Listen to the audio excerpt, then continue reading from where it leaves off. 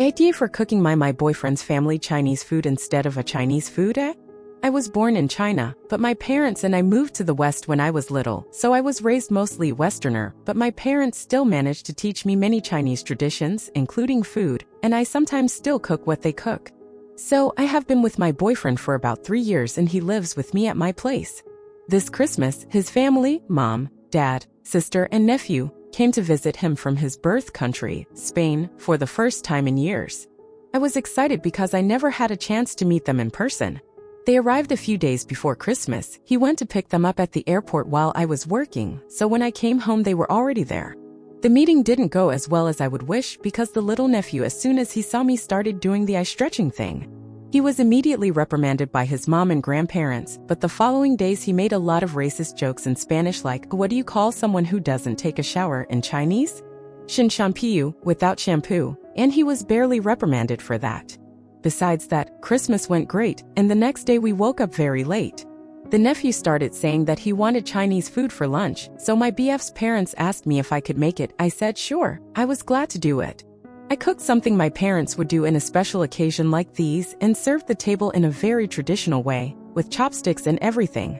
Then I called everybody to the table and instantly saw their disappointed faces. The nephew said, "What's this?" To which I said, "A Chinese food." He grunted and said, "No, it's not," and started to throw a fit. His mom calmed him down, then BF's parents told me this isn't what we were expecting. I asked, "Oh, what did you expect?" And they replied, "You know, something like what they serve at restaurants." I tried to explain to them that this is something actual Chinese people eat, but wouldn't listen. They dressed up and went outside to eat at a restaurant. My BF stayed at home, but then called me stupid. He said, "You knew exactly what they meant by Chinese food. I'm trying to make you look good in front of them, but you're not helping me by playing dumb." I asked him to explain himself better but just shouted, "When people say Chinese food the last thing they expect is white rice, get AF*ing clue," and locked himself in our bedroom.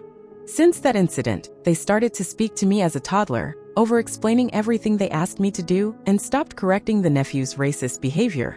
I tried to tell my BF to tell them to stop, but he said, "This is your making, now they think you're brainless." This continued till they left yesterday. My BF and I now barely talk, and I wonder if it's really my fault and I should have known better. Update: for those who already know my story, my boyfriend allowed his family to be racist to me. After his family left, I tried to break up with him, but he wouldn't let me end the relationship. I tried talking to him, but he would say something along the lines of, "I'm not breaking up with you."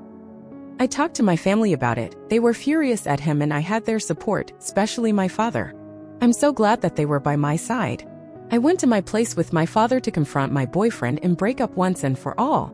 He didn't take it well, shouted that I can't break up with him and he won't end the relationship. That's where my dad intervened and they started fighting, like fist fighting. My dad ended up being hurt, but he also landed some punches on my boyfriend. I was horrified, crying, screaming, and with no idea of what to do. My BF then grabbed me, got my purse and took me out. My dad followed me. My keys and phone were in the purse, so I couldn't go back in. He locked himself and we started hearing him breaking stuffs. Then Dad called the police. They arrived like half an hour later. During that entire time he did hear him breaking stuffs. When the cops finally arrived, tried to talk to him but wouldn't respond, so they broke the door and after another fight they arrested him. I walked in my place with another cop and my dad and everything was destroyed. Everything he could break was broken, from glasses to plates to mirrors to holes in the walls, every TV, my computer, my phone, coffee maker, etc. Dad pressed charges immediately. I was terrified and I'm still terrified. We had a trial and he is in jail now, but I think he might be deported to Spain. I'm not sure. I'm still in therapy and still living with my parents. Some of my stuffs were repaid, but I'm still not ready to come back home. Sometimes I still wake up crying in the middle of the night.